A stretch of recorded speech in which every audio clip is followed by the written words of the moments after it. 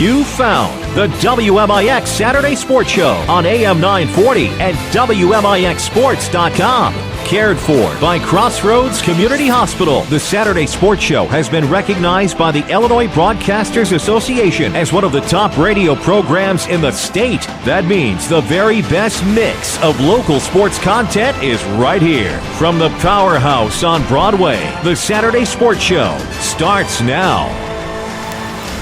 Hey, good morning. Glad to have you with us. Glad to be back in studio finally for the Saturday Sports Show here on WMIX. Online, as always, at WMIXSports.com. Chris Hugo with Danny Zerwinski in studio. Avery Barton pushing the buttons today. Of course, always glad to be brought to you by Crossroads Community Hospital. It's more than a hospital.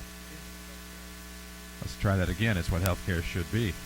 Top button has to be pushed up there, my man Avery Barton. M2, look, second column from the left. Very top button. There you go. It's more than a hospital. It's what healthcall should be. There we go. Is he muting me? Yeah. That's funny. Well, your cough button was pushed. I wasn't even coughing yet. Active you know. Wow. Yeah, come on, dude. I gotta turn my headphones down at some point too. That said, busy show for you today. I'm just kidding, Avery. It's okay. You don't have to panic. We're good. But so glad to have you with us, of course. We'll have a busy lineup today for your first show of the summer, as we like to call it. We actually just got done with our high school sports slate just a week ago. It was in Joliet. You may remember it. Rams baseball, of course, took fourth place in 3A in the state. We'll talk with Tim Holloway about that to lead off the show here in just a moment. Of course, a busy lineup after that. We will talk about Gatorade Player of the Year in high school baseball in Illinois. Of course, Ryan Roper. We'll talk with Harrisburg Bulldogs baseball coach and athletic director Jay Thompson. Greg Pavloff will talk some golf. We'll also talk about the Border Wars All-Star game last night. Unfortunately, Southern Illinois took the loss to Western Kentucky at Saluki Stadium. We'll talk with Rams football coach Jared Shaner about that. We'll also talk some summer basketball with one of our favorites. Of course, all of our guests are typically our favorites, but Andy Sloan. You may recognize him more from track and field, but high school girls basketball coach at Benton, head coach of the Rangerettes. He has a summer league going on. We'll talk with Andy about that later in the program. And then, of course, it wouldn't be fitting to have a sports show without talking about some of the changes made by the Illinois High School Association. And really, to speak of this time, of course, it has to do with enrollments. And they tried to balance it last year, and they did. And people think they didn't because you look at boys basketball, and it's across the board. But they go by the sport that has the fewer amount of kids in it to help balance it out. So girls basketball, they try to match up, unless you're a non-boundary institution with a multiplier. They try to match you up with boys basketball. They try to match up softball with baseball so there's no confusion. Of course, girls basketball, in terms of probably what is, on the boys' side, the more popular sport in Illinois, of course, is evenly distributed, which does mess up basketball a little bit, but it does help even out the numbers. Well, that that came out Tuesday. And for a lot of teams around here, there were not a lot of changes. Effingham St. Anthony was a change. You know, some schools went down, some, there wasn't very many that went up. I know there was speculation.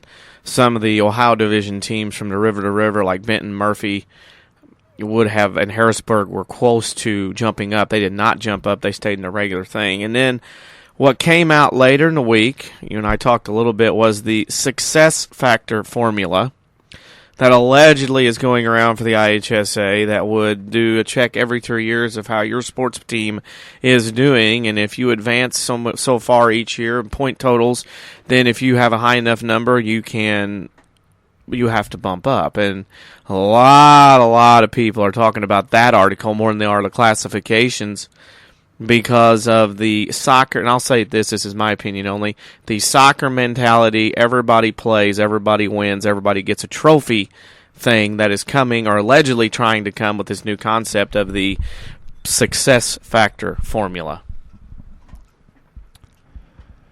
I'm going to tell you this right now, this is my humble opinion. Yeah. Before worrying about that, let's worry about efficiently running our state finals in some sports. Well, I'm just going to say that right now. We can talk about that too. But I think the success factor formula is two reasons. One is it's their backdoor way to take care of the private schools that have success all the time. And B, they are tired of seeing the same teams in 4 classes have success. For example, Cobden softball 3 years in a row. Goreville baseball 2 years in a row. Goreville softball 2 years in a row. Toledo Cumberland, Cowden Herrick getting the state. Nashville girls softball. Woodlawn boys basketball. These are just Teotopolis. These are just teams around here. Breeze Central boys basketball. Teams around here that they see at the state tournament every year, and they're trying. That's what I think it is. A, it's a way to go around the private schools. B, it's around to get different people and teams up to the state tournament, because in their belief in the 4 class, they thought everybody would have a shot to get there. Well, if everybody wanted a shot to get there, we'd play soccer and give trophies out. However, not everybody gets there, and this success factor formula, I have not found one person, administrator, principal, athletic director, or coach yet this week that says, hey, that's a great idea. It's not for, and we'll talk about more later. It'd be like this. Woodlawn in their 3-4 year run a state tournament, based on the system they're kind of suggesting, Woodlawn would go to 2A. Nashville softball, based on the system they're suggesting, would go 3A and have to play Mount Vernon, Marquette, Mattoon, all them. Goreville baseball and softball would have to go. You would have to bump up if you had a good first and third year or whatever year because of that. To me, it's like this. Let the system of 4-class run for a 5-10 year decade period and see what changes. Don't try to mess with it all the time.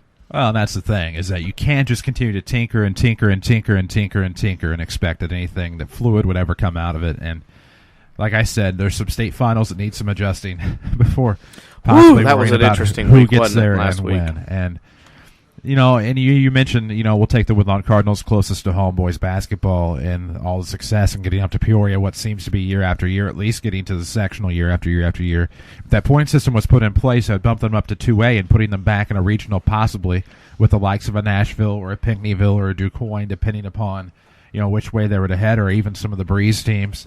And is that fair? Is that not fair? I don't know. I don't think it's necessarily the fairest. I think there's ways that you could possibly fix a system to make it fair, non-boundaried class. But anyhow, all of that aside, of course, we're going to talk with some successful head coaches today. One of them, of course, Tim Holloway, Mount Vernon Rams baseball record season, of course, with 31 wins, sectional title, super sectional title, and, of course, 4th place in Class 3A. We'll talk with Timmy about that after the break here on the Saturday Sports Show. It's powered by Crossroads Community Hospital. It's more than a hospital. It's what healthcare should be. All the details after these. When an emergency happens, time is everything, and you don't want to spend time in a waiting room. So choose Crossroads Community Hospital. With our 30 minutes or less ER service pledge, the entire team is committed to working diligently to have you initially seen by a physician within 30 minutes of your arrival. When minutes matter, choose the ER that doesn't waste time. Choose Crossroads Community Hospital. Visit crossroadscommunityhospital.com to learn more. If you are experiencing a medical emergency, call 911. The 2013 Dodge Avenger has no interest in blending in, and neither should you. Hi, Roy Schmidt Dodge dealer at King City Chrysler in Mount Vernon. Stand out in the all-new Avenger. From its crosshair grille to ring-of-fire tail lamps, the Dodge Avenger takes an aggressive stance that's impossible to ignore. It's also impossible to ignore $3,000 in customer cash or 0% financing for 72 months. But it is what's inside that really counts. And with premium materials and soft-touch surfaces, the interior of the 2013 Avenger gets you there more comfortably than ever. Plus, those incentives leave your wallet a little more comfortable as well.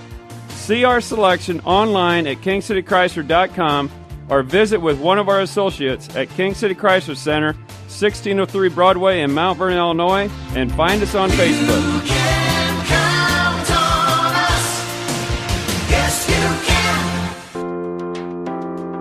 Hi, this is Joe David Cummins, President of Community First Bank, asking why you bank with Community First Bank. Is it knowing your deposits are also vital to home loans in Jefferson County and our local economy? Is it having your choice of convenient locations and ATMs? Is it seeing a staff of friendly faces you recognize as your neighbors? These are all reasons enough to count, though you only need one, and we are honored you chose us. Community First Bank, welcome back to personal banking. Member FDIC.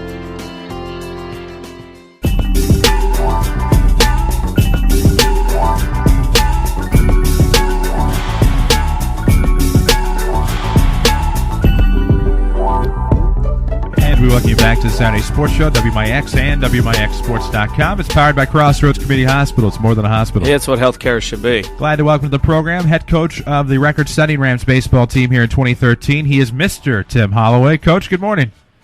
Good morning, guys. You know what? We're a week removed from the most successful season in Rams baseball history. Of course, 4th place in the state. I know it probably did not end the way you wanted it to. Tyler Ellis went strong, of course, a no-hitter through, I believe, 5. Grays Lake Central wins that game last week by a score of 1-0 in about an hour. But, You know what? Rams baseball gets their first trophy in school history. Are you still on a high coming off of last weekend, or has it ever set in? Well, I'm not. I don't know. I'm just. I've been so busy with different things that I hasn't really soaked in yet. But we have camp coming up. All of our players are going to be there working, or at least most of them. So I'm sure we'll have some fun times and talk about some things then. The games last week, obviously, let's go back a week. You had back-to-back games, sectional final and a super sectional, and 2 big wins, obviously. You beat a triad team that had been to state the year before, knocked them off. Then you beat a Bloomington team who is having their best year since last year, obviously, big wins. 2 big wins for your team on back-to-back days. How important was that for your team to have that senior leadership, to be able to stay focused and not get too high and celebrate and let the next day come after you and get you? Well, we talked about that all year, and that's how they were. And the one thing I've had a few people say, well, guys seemed a little nervous that first game. Honestly, I don't know what they were. I mean, it's just, it was one of those things that happened where we had a few tough plays, but they came to play every day. If you look at our season, really we could have went out in the regional if things didn't go well against Centralia. That was a tight one as well. But that triad game, we had to play extremely well, almost a perfect game, have great pitching, and make big plays. And, we got hit in the right spot. So they were sitting pretty good, first and second, no outs with the big boy up, and we make a great play there. We don't advance. And then you don't have much time. You turn around the next day, and you're scrambling, and you got Bloomington, and, all I know is they beat Chatham, and trying to gather some information. But if you beat Chatham, then you're pretty good. And obviously they were, but we got up to a great start. We're able to keep the heat on them, and it's such an important deal for us with this team to get off to a fast start and get that lead. We really played well with the lead this year. You mentioned not being nervous. It seemed to me this group didn't care whether it was a game in the middle of April or if it was the postseason or at the state tournament. It's kind of like Hoosiers. The baseball field's still 90-foot bases. Here's the fence. Here's the crowd. It really didn't bother this group. They just had a different aura about them, didn't they? Yes, and we've had several teams like this, but this was an interesting group. They're all buddies, and especially after the Highland game, they really came together. And they were all year, but they really came together and just had a great time playing the game, which is the way it should be. It's not life or death. It's baseball. There's a lot of more important things out there, but we had a great time playing. We want those guys to really, be focused, but be themselves and be loose. And obviously they took on their own personality, but, our seniors set the tone, and it was a fun group to be around. A fun group, and you look at last weekend, 2 great games. I mean, Joliet Catholic, it is what it is. They have 27 players, probably not from Joliet, tongue-in-cheek when I say that. And then Grays Lake Central, very tough game as well. It was like 2 quick games, obviously just over an hour in both of them. Did you feel like you were there faster and gone than what you actually were there all weekend? Well, it was a whirlwind, because when you do advance, there's so much info you have to send to IHSA. There's so many things you have to do, and you're not going on much sleep. And then you're trying to the calls start to come in from other coaches up there. They were hoping we had success against Joliet, believe it or not. But had a lot to do in a short amount of time, but it was all worth it. And that's just part of coaching responsibilities. Our players, I'm sure, weren't that worried about it. They just wanted to go play. So there was a lot that went on. I thought our games were good high school games. Obviously, we would have liked to do a little more, but there's a lot of great teams and great coaches that never get this opportunity. So we're very thankful for what happened. A week later, the trophy, you have it, your bus ride back, and the last time that those guys, the seniors, obviously played together, bus together, room together, everything else. Had it set in yet by the time you got back to Mount Vernon for that group, or was that even discussed along the way home? Oh, it was there in the back playing with the kids. We let, my boys and Quinn's boys, and that's another thing. They're so good with the little guys. They do a lot of things well, but we had a good time on the way home.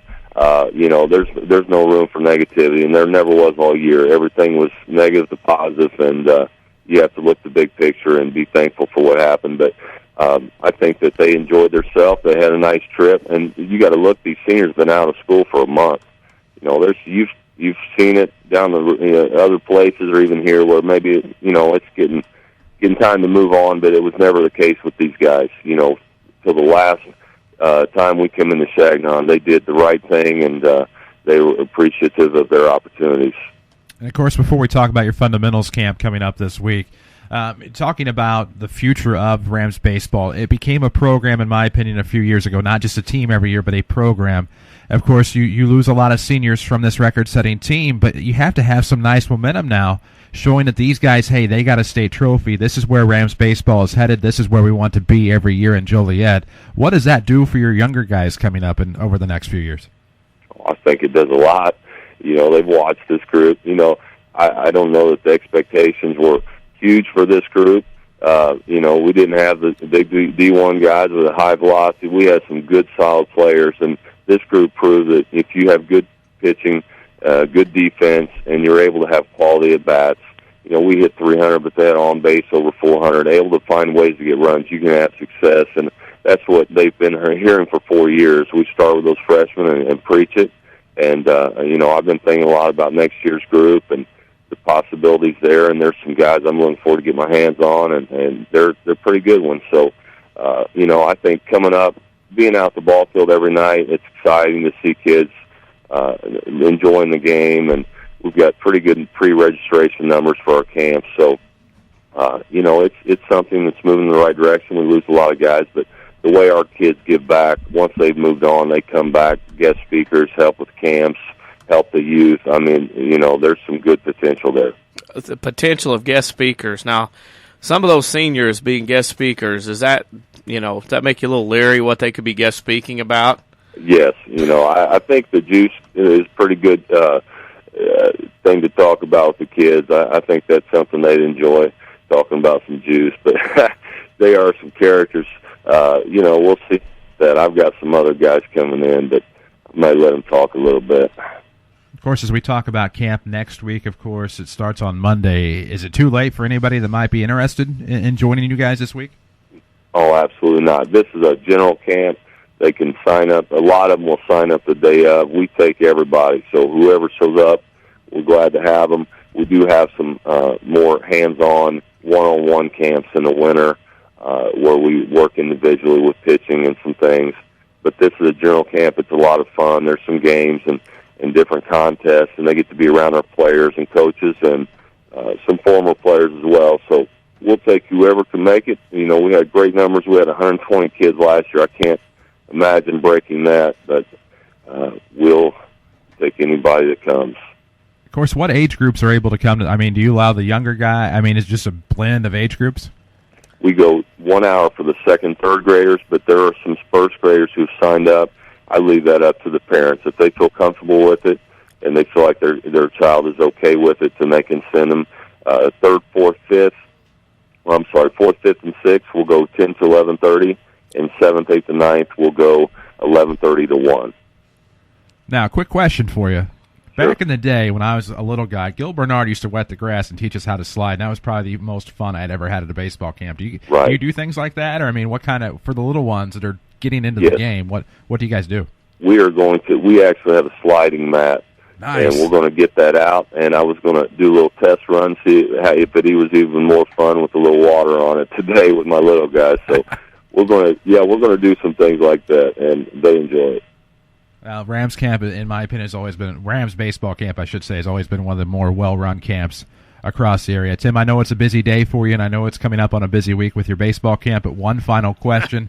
And, of course, it's so apropos, given the baseball team that we just had come through. And the question this week is that we want to know, what is your favorite juice? Favorite juice? Boy, that's a good one. But it has to be orange juice. Little OJ. Orange juice, yes, definitely. Now, when the guys were passing out the juice boxes, did they at least offer you and Coach Q one and Tom Folk, or did they just keep them all to themselves? No, they know better because they know we're strictly Mountain Dew. Nice. So, we got to have a Mountain Dew in the afternoon. We're getting old. I mean, we need a little extra juice there, so they know better. Nice. Tim, good luck with camp this week, and thank you so much for joining us every week since about the beginning of March, and congratulations on what has been a spectacular season and definitely a fun one to be a part of. Thank you so much. All right, guys. We appreciate everything you did as well. Thank you. That's Tim Holloway, head coach of Rams baseball, 31-10-1, their final record, but most importantly, 4th place in Class 3A in the state of Illinois. And you're not going to see teams like that roll through very often. Well, they're going to be successful every year. I don't mean it like that. You have to have the right karma. You got to have the right mix of people and players.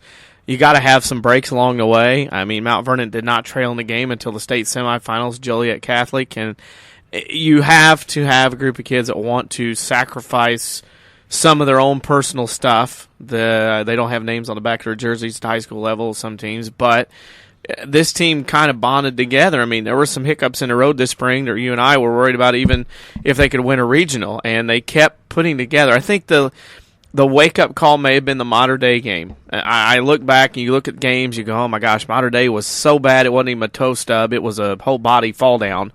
And after that, a split with Highland, I think, gave him some confidence. You could see it kind of in their walk. And then, you get Heron and Centralia, you're familiar with them. You get Effingham, who you had snowed out, but you had to play Effingham on the road. Could you beat Effingham there? You did. Then you have Triad, who'd been to state before. I don't know. They pulled it off. They were beating teams like Triad, Bloomington, Effingham, and you just felt like they were walking in as loose as could be. A fun group to be around. We got to know them all year. Last couple of years, the upperclassmen, of course, up at Joliet in a hotel. We were laying out hanging out between games. Great group, great team. Doesn't happen very often. Cherish that trophy, cherish that group, because you never know if and when it may happen again. Well, and probably what I loved most about it, and why I say the Rams baseball is now a program, is you saw guys like Wes Mason, you saw guys like Pierce Bora, who came close. And while I would love to see those two have had the chance to hoist a trophy up there at Joliet, it mesmerized me to see all of the alumni that got behind this team and supported them on their run. And that's what makes Rams baseball a program. That's what makes them a family, and that's what makes them so successful and one of the premier programs now in the South. And that's the thing. That's the thought trap a lot of times sports teams fall into. They're not a program. They're based on, okay, well, this group's in 5th grade. When they get into high school, we're going to be this such so good. This is a program. There's a baseball methodology to this program, how they do things, how they go about things, how they celebrate success, how they accept losing. It's a businessman's atmosphere. You go in, you do your thing, you go home. You don't get too high, you don't get too low. And this group and the whole team, the program, has been fun to watch. And even though they lose so many seniors going off to college to play baseball, golf, whatever, there's a lot of talent coming up through. I know JV games don't mean a lot as far as varsity success, but there's a lot of great young talent coming up from that junior high JV level. And, by our counts, on any given day, there's 8 or 9 spots available for next year. For each game, that could be a starting spot. Certainly no doubt about that. And, of course, this record-setting Rams run, you can listen to every game that we broadcast, which would be every game. Every game. On WMIXsports.com, including the state finals. Of course, you can find it there on the archives if you want to relive Rams baseball's historic run in 2013. Of course, set in motion probably after the ground rule home run in last year's regional semifinal game that erased last year, and you could just see it then that something good was going to happen in 2013. We'll take a break. When we come back, it'll be Jay Thompson, head coach of Harrisburg. His Bulldogs, of course, would like to have seen them go just a little bit further, but all was not lost, of course, as their star, Ryan Roper, won the Gatorade Award as the state's top baseball player. We knew that was coming, and just a great player. We'll talk about Ryan Roper, of course, after the break. We'll talk about the Harrisburg Bulldogs here on the Saturday Sports Show. It's presented by Crossroads Community Hospital. It's more than a hospital. It's what healthcare should be. Back after these. It happens every spring. You need a great quality new-to-you vehicle. There's a reason why Second Chance Auto has been helping put families into affordable, dependable vehicles for over 32 years. Honest, fair deals. Ain't nothing fancy, just great vehicles with warranties, honest deals, and bank rate financing for all. That's the only way Second Chance Auto will do business. And you don't even have to leave your home to get credit approval. Call Second Chance Auto at 244-4582 and get pre-approved right over the phone. They know bad things can happen to good people. Second Chance Auto, Route 142 East in Mount Vernon. The Orthopedic Center of Southern Illinois proudly welcomes Dr. Brian Steinke to their medical staff. Dr. Steinke earned his medical degree at the University of Illinois in Chicago and has degrees in anatomy and physiology from UC Berkeley, and he brings prestigious credentials to the center. Dr. Steinke is a gifted physician and contributor to orthopedic textbooks. Call 618-242-3778 or visit their informative website at orthocenter-si.com. I'm meteorologist Dave Bowers. We'll look at your next rad weather. Times of clouds and sunshine today, becoming warmer and more humid with a high about 88. And then tonight, sticky. There'll be a spotty shower and thunderstorm, a low about 66. The outlook for Sunday, times of clouds and sunshine, quite warm and humid. A shower or thunderstorm around, a high temperature of 88. And the outlook for Monday, a variable cloudiness and humid with a shower or thunderstorm still possible. Next rad weather from WMIX, Mount Vernon, Illinois.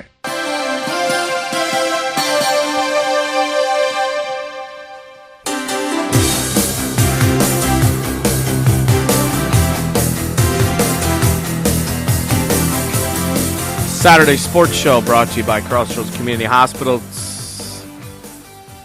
Oh my gosh, I lost what I was supposed to say. Crossroads Community Hospital is more than the hospital, it's what healthcare should be. I guess that's what happens. Once I get out of school mode, I kind of lose the groove of things. Of course, we just had on Tim Holloway, head coach of the Mount Vernon Rams baseball team. We're trying to make a connection with Jay Thompson, Harrisburg High School baseball coach, and try to get him on. We're trying to make connection and trying to get with him to talk about one of his players this year as far as being nominated to a special award, Ryan Roper, who was nominated and was elected to be the Illinois High School Gatorade Player of the Year. Should I try again? Do what? Should I try again? Oh, yeah, keep trying. Yeah, so we're trying to get a hold of him. And sometimes on Saturday mornings in the summer, it's tough to get with people. Sometimes it is, sometimes it isn't. But it's one of those deals in this business. Live radio, you got to do what you got to do and go on. I got you. That you most definitely do. So here I am, and of course we'll try to catch up with Coach Thompson. And you think about great players in Southern Illinois or even the state that come along, and you find that one special one that you know as a young kid, they're going to be great. Mm-hmm. And I think when I followed you at Q106 back in the day, and of course now up here, we knew Reed Roper was going to be good just because he, byproduct of Jeff. But you saw Ryan kind of coming up as a fifth grader, as a sixth grader, and just knowing that he was going to grow a ton and just knowing that he was going to be great. I think that is one kid that you kind of foreshadowed and knew was going to be just good at whatever he chose to do. Well, and again, he's got an older brother that he got to see play, and there's 3 years that separate those two. So a lot of times Ryan played up, and he played up with the older kids. Of course, they started careers at Benton. Reed got to play 1 year at Benton, then they transferred, of course, to Harrisburg, and then from there on it's history. But you look at what he's done, and you look at the fact that, however many baseball players are nominated in the state of Illinois, and to get that top honor, he obviously is going to join his brother at Illinois this coming fall to play baseball together once again. That's a rarity in itself, is the fact that, number one, to have two kids, obviously brothers we see all the time playing sports together at high school level. But we have two sets of brothers in our own backyard, basically, that get to play at the D1 level now. When you have Roper and Roper going to play baseball at the University of Illinois, you have Verhines and Verhines are going to play basketball at SIU. It's one thing to get to play together at the Division I or high school level. It's another thing to have two kids as talented, not only on the athletic playing field, but in the classroom as well, to have the ability to move on to the D1 level, and that's what the Ropers have in Ryan. And he had a .477 batting average, 9 home runs, and 39 RBIs leading off this spring. And then he was 11-0 with a .41 ERA. If that's not as dominating as it gets, I don't know what is as far as a high school baseball player. And again, Harrisburg's not playing lightweights. They're playing the best of the best. They're playing bigger schools, river-to-river schedule. This is not him playing people that can't win games. These are top-quality games that Ryan Roper's been thrown out there and against. Well, and exactly. And, you think about Illini baseball, and no stranger to having siblings in the program at the same time, and that's what I like about it, is not afraid to do that. Of course, Verhines brothers, we were just talking about Saluki basketball as well, but that doesn't happen very often. And, of course, you look at a Ryan Roper, not all that unlike a Dawson Verhines, because older brother is just slightly older, always got to play up, and then was able to reap those rewards and turn it into a nice high school career. And now, you look at Verhines especially, the national championship in Lake College, but now you hope that the Ropers are able to do something with that with Illinois baseball. And the Illini came so close, getting into a regional at Vanderbilt, just couldn't come out of it. Of course, Vanderbilt at the time, I think, was number 1, number 2 in the nation. And heck, that's not even a certainty, as we saw, to get out of a regional or super regional. Well, Harrisburg this year, of course, I think in Ryan's freshman year, Reed's senior year, they got second. I believe went undefeated all the way and got second. Their only loss was in a title game that year.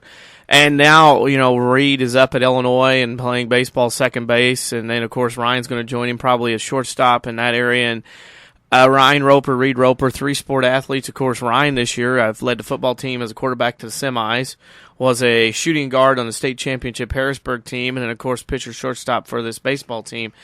A rarity at that level, that size of school, where you get an athlete can do that many things, play those positions, and do so well. Exactly. And I mean, you see 3 sport athletes all the time. That is nothing new. But to see them excel like Ryan Roper did, and that's just a special breed, and that does not happen very often. And to have that success where, you take a look at the Bulldogs, they got as far as many would give them credit for in football. Well, I mean, you knew that whoever drew Rochester in the semifinal was not going to get to Champaign. Yep. I mean, had they been on the other side, then maybe you're talking about them possibly getting to the turf. But you look at basketball; they did where they went where they were projected to go. Baseball, they came up just a bit short. But you're not talking about kids very often that are going to have that level of success in all 3 sports. Maybe dominate in one, be serviceable in another, and then above average in the third. But to have that level of success just doesn't come around very often. And it doesn't. And those 2 will go off to the University of Illinois. Of course, their parents, Jeff and Diana, I mean, they're great people. Been around them a lot over the years and been so very kind and nice to me and talking about sports and whatnot and school stuff and everything. They're wonderful people and got to be very proud to know that their 2 kids are going to go off, not only play baseball, but even if they don't get any further, they got a free education and a diploma's coming from the University of Illinois. You got to like that product and aspect of guys they move on from the baseball diamond. I think that anytime you get a free education or are able to participate in athletics, you got to love that, especially you avoid a little thing that I like to call the student loan. Oh, yeah. Anytime you can avoid that, I think you're in business. And, of course, Ryan Roper will go on to Illinois to play baseball, Gatorade Player of the Year. And, you look at Chicagoland, you look at all of the talent across the state. I mean, we saw it. Prep Baseball Report, of course, that's their primary concern. A lot of talent.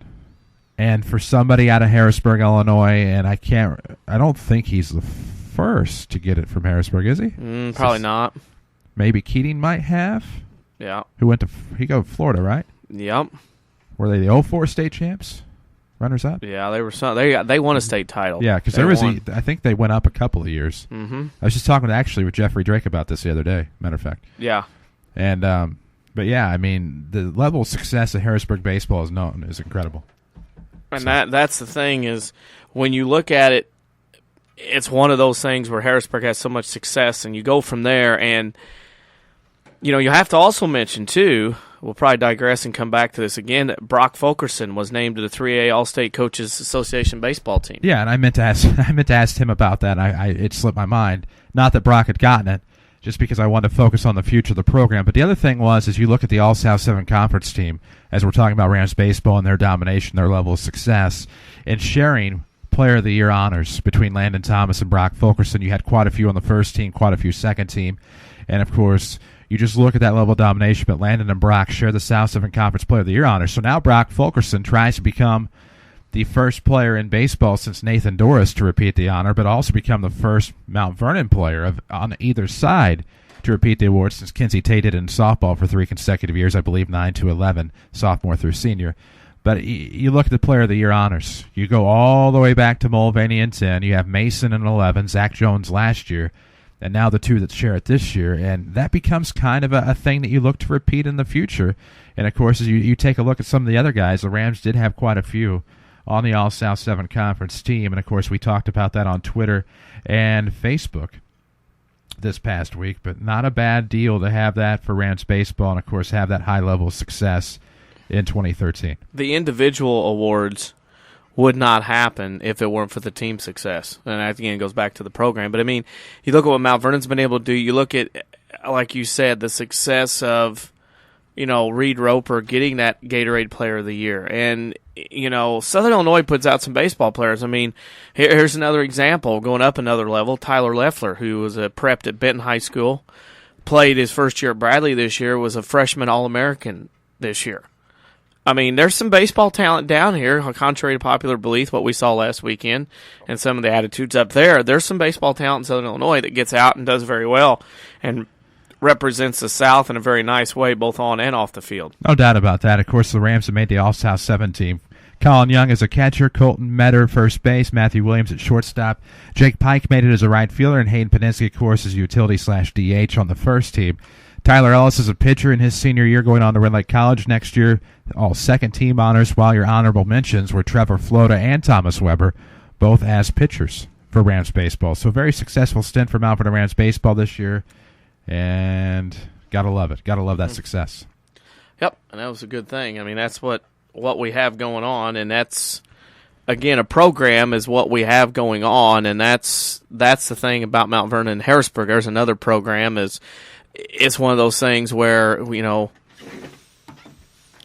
we have the ability to play good baseball and play good things and that kind of deal. I mean, that's the thing that happens with baseball program here is, you play very well. Of course, plenty of golf we need to talk about here on the Saturday Sports Show, WMIX and WMIXsports.com. We'll take a quick break, come back. This is the Saturday Sports Show powered by Crossroads Community Hospital. It's more than a hospital. It's what healthcare should be. Back after these.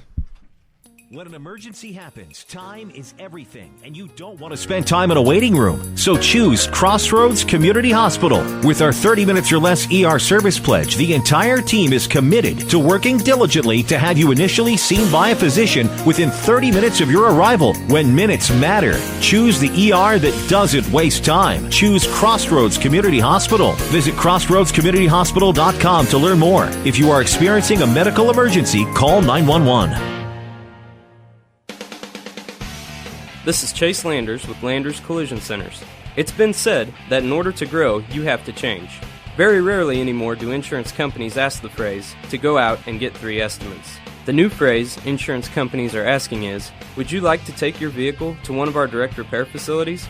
This is a way for your insurance company and collision repair center to help relieve the stress you may have from your unfortunate incident. And, as Landers Collision Centers has adapted to this forever-changing industry, we are extremely happy to announce that we are a direct repair facility for over 10 different insurance companies. It's likely that one of them is yours. From dealing with your insurance company, setting you up with a rental vehicle, lifetime warranty on repairs, and of course, Landers free lifetime detailing for qualified customers, Landers Collision Centers literally takes the stress from your incident and turns it back into a shiny new ride for you to enjoy again. Landers is here for you whenever you need us. Big or small, Landers fixes them all. 1-888-LANDERS. That's 1-888-LANDERS. State Farm, this is Jessica. Hey, Jessica, Jerry Newman. Does State Farm offer more discounts to more drivers? Yep, like the good driver discount. So it's for good, but not great drivers. No, Jerry. There's also the multi-line discount. For calling from multiple lines while driving. You should never use a phone while driving. I only make calls from my car when I'm stuck in a ditch or something. Are you in a ditch? Yes, I am. State Farm offers more discounts to more drivers than any other insurance company. Get to a better state. One more reason to call State Farm agent Tony Wilton Mount Vernon at 242-1421.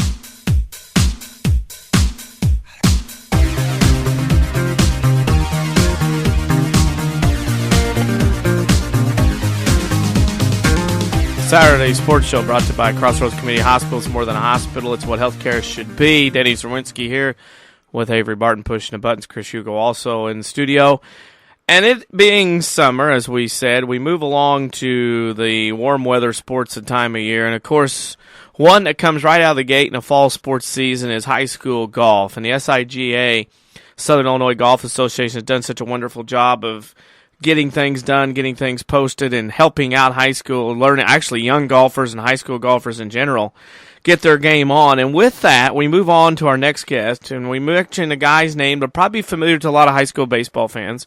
Greg Pavlov, who is on the junior golf committee for the SIGA. We bring him along in to talk some golf with the SIGA. Greg, how are you this morning? Fantastic. Good morning. How are you guys? Well, we're doing well. Where are you at today? Is there any SIGA events going on today, or are you just playing on the course? There are no events today. Most of the SIGA junior events are run on during the week. So there's a couple on the weekends, but usually the golf courses, they schedule those during the week, and that's when the kids are out of school, so that works out well. Well, what got me this week is my home course, Pinckneyville Red Hawk Country Club, we had going on, and I was out there on Tuesday and had played early because obviously the tournament are coming in at 9 o'clock for everybody teeing off. What got me was a number of kids out there. I mean, from kids, obviously going into their high school years, junior high, to kids that were barely taller than their golf bags out there trying to hack the ball around a little bit. What a great turnout on Tuesday for the Billy Ray Classic in Pinckneyville as part of your SIGA junior program. And that's typical of what we're seeing as far as numbers this year so far. Most of the tournaments are running and in the neighborhood of 50-plus kids, just depending on the location. So last year we had over 100 kids that were involved in the program, and this year we're looking to have similar number. This is the third season, and it's really taken off. So the kids have really jumped in there and taken it to heart, and they really enjoy it. And it's fun for them to see their names in the standings and in the point standings, and it's been the response has just been phenomenal, and it seems to be growing every year so far. When you go to the SIGA website, the first thing that comes out to me when you go under junior golf, and me, etiquette, the while we're young motto, the PGA is pushing for faster play on the golf course. The first thing I see is a JGT, Players Code of Conduct. That's such a wonderful thing to see because to me, before anybody hits a golf ball or anything about the sport, the etiquette side of it should always come first. Talk about that JGT, Players Code of Conduct, for your junior golfers. Well, it's very important. We feel like that's one of the most important things that we can teach is the integrity and the right way to do things and the right ways to conduct yourselves, and especially on the golf course, because as you know, golf is a game it's self-police. If you make a mistake, if you do something wrong, you penalize yourself. You call yourself on that penalty. And just this last week at a tournament, we had an individual that had signed the incorrect scorecard, a young man, and he didn't realize it until after he'd already signed it, and then he went back to the officials and said, "Hey, I made a mistake. I had the wrong score. I signed the wrong scorecard," which, as you know, that's an automatic disqualification from the tournament. But the young man said, I couldn't live with myself. I couldn't sleep at night if I knew that I didn't call myself on that. So that's a very important thing, and if you can learn those lessons at a young age, and he'll never forget that, and it's just a very important thing to learn to conduct yourself in a respectful manner of each other in the golf course. So we felt like that was an important thing. And it hasn't really been an issue at all. The kids have really behaved themselves, and as you know, it can be a very frustrating game, but we're trying to instill some of those good values in them at a young age. I look at your guidelines. You break it down into 4 groups for boys and girls, ages 10 through 11, 12 to 13, 14, 15, 16, 18, and your 14-year-olds to 18-year-olds play 18 holes. I saw several kids out there, boys and girls, the other day. Obviously nobody's going to go out and shoot U.S. Open type of scores, but it seemed to me the kids were out there the other day. Yeah, it's a competition, but they were learning at that age. Yeah, you got to learn to compete and you got to learn to shoot better golf. But the ability to go out there and learn and be with kids, especially at the high school level that you're going to see over the next few years at the high school level, really helps them understand and know and compete. But not only to compete, but to learn with each other about the game of golf out there at that level. That's very much the case. And the kids really, they get to know each other, and they know kids from other towns, and they realize, just because they're from another town, they're good kids, and I can be friends with them. And I know that they get together and they play a lot among each other, and there's some good golf being played. And from the 14, 15 age group and the 16, 18, probably going to have to shoot close to an even par round to win one of these tournaments. So there's some very good golf being played. And at the same time, you don't have to be that good to play in it. We've got all ranges of players and scores, and each tournament gives points. They award points for the top 15 spots, so you don't have to be a scratch golfer by any means to participate. And so it's been good, yeah. All the sites, obviously, in Pinckneyville this week, you mentioned they're more of weekday tournaments. What are some of the other golf courses that are on this junior schedule for the SIGA? Well, the courses range very much scattered throughout southern Illinois. The next tournament coming up will be Monday at Franklin County Country Club over in West Frankfort. We have, of course, Green Hills in Mount Vernon, Fairfield, Wayne County, course, Red Hawk, Crab Orchard Golf Course, the Gambit, Jackson County Country Club, just a scattering throughout Southern Illinois, and players are coming from all different directions. We've got kids from Vandalia all the way down to Metropolis, Carmi, and just all over Southern Illinois. And actually, the young man that won the points championship last year in the 16-18 division was from down by Poplar Bluff. He made the trip and every tournament and played in it, and so it's stretching out. Kids really enjoy the format, and it's just fun to be a part of the point system. And,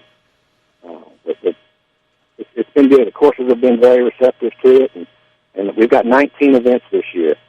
Wow. Courses throughout Southern Illinois in the months of June and July. It culminates in August. August 5th is the last one.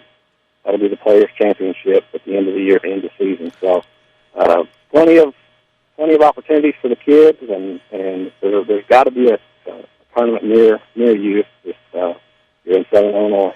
And I think that's key, too, when you talk about that schedule, because especially if you're high school golfers, you have tournaments in June, July, but you also have that one in August, and it kind of bookends right on into the fall season for them. It's a great thing scheduling-wise, but the thing I look at, too, when you go to the website, there's all kinds of pictures when you go into junior golf. You got pictures of winners and players of the year and stuff. You also have points. You have tournament results. You have player of the year points also updated as well. I mean, that kind of drives everybody to, be proud to see their name up there on a leaderboard and a chart, just like the guys and gals in the PGA and LPGA that get to see their names and pictures as well. Sure, the kids just love that. They love to go on the website and see where they're at in the standings and see how the tournament finishes were and see how their friends did. It really is something that is a big appeal to them.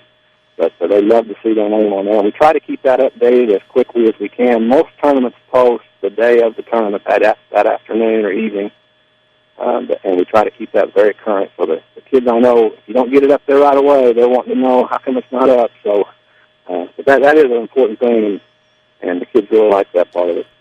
When you run one of these tournaments, do you have a lot of volunteer help out there, or would you like to have more volunteers at each golf course come out and help everybody?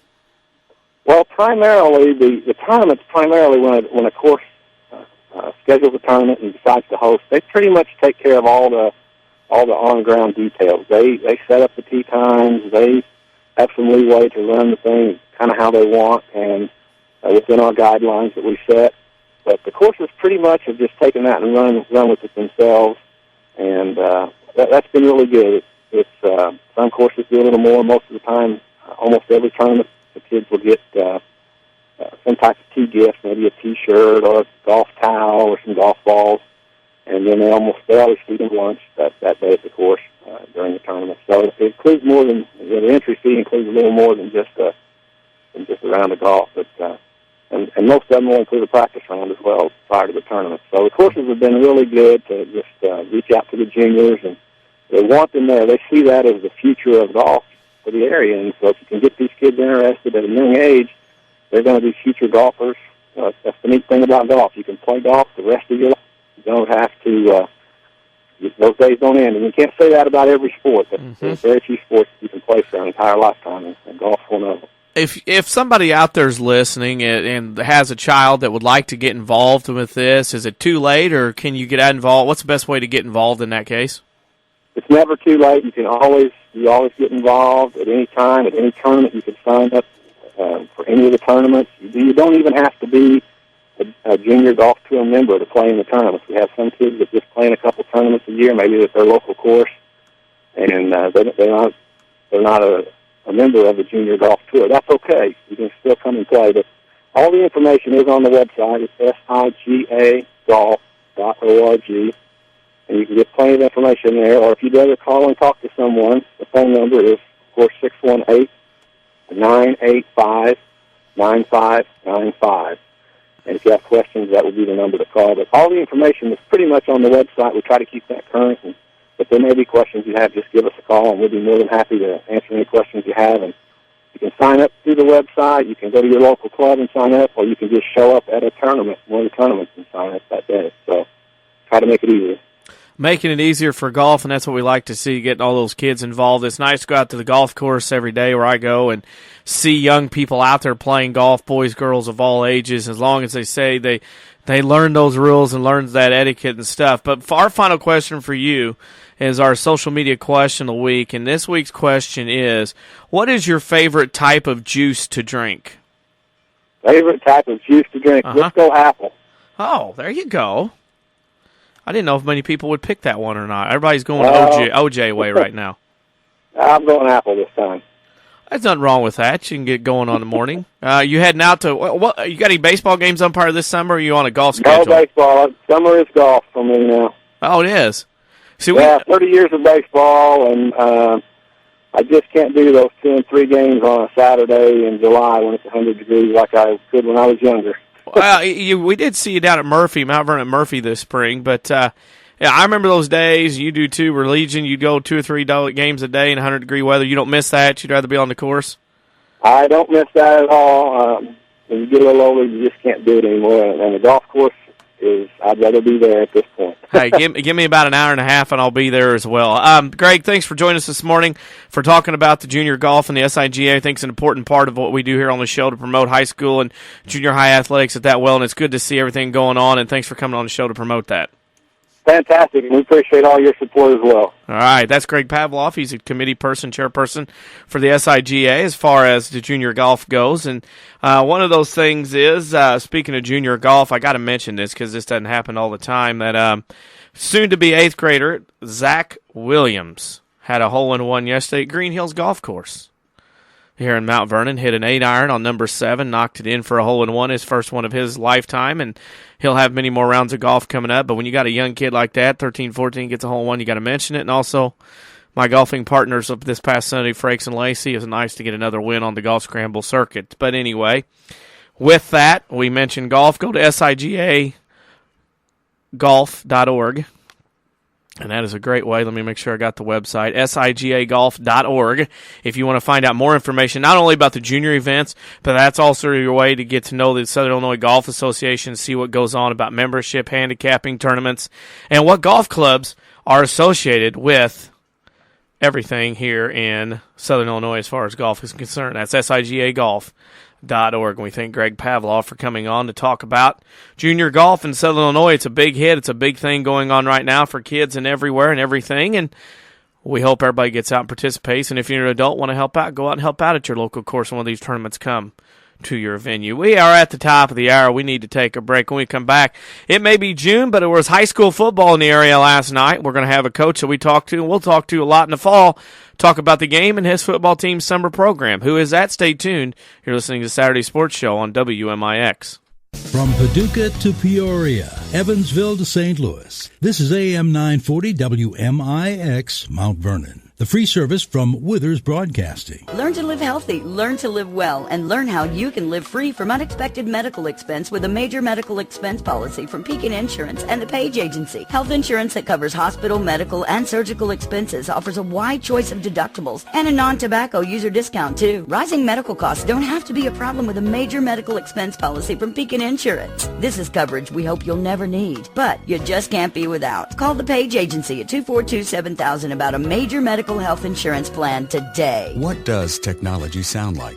Is it the clang of heavy machinery, the beeps and chirps of an electronic gadget? At the new Good Samaritan Regional Health Center, technology sounds a little something like this.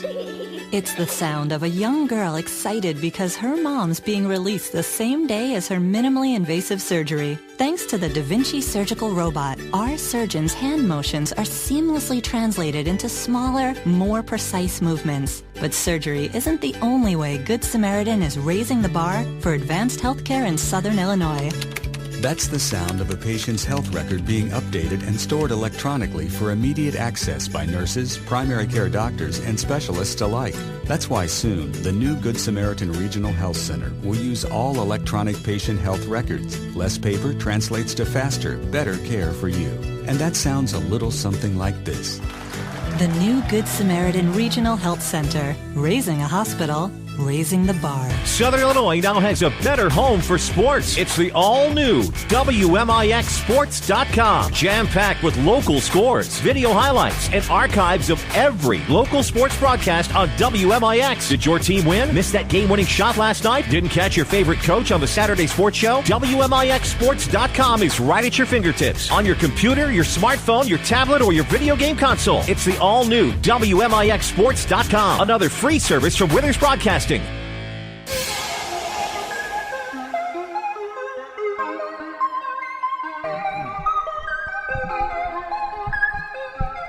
And we welcome you back to the Saturday Sports Show on WMIX and WMIXSports.com. Glad to have you with us.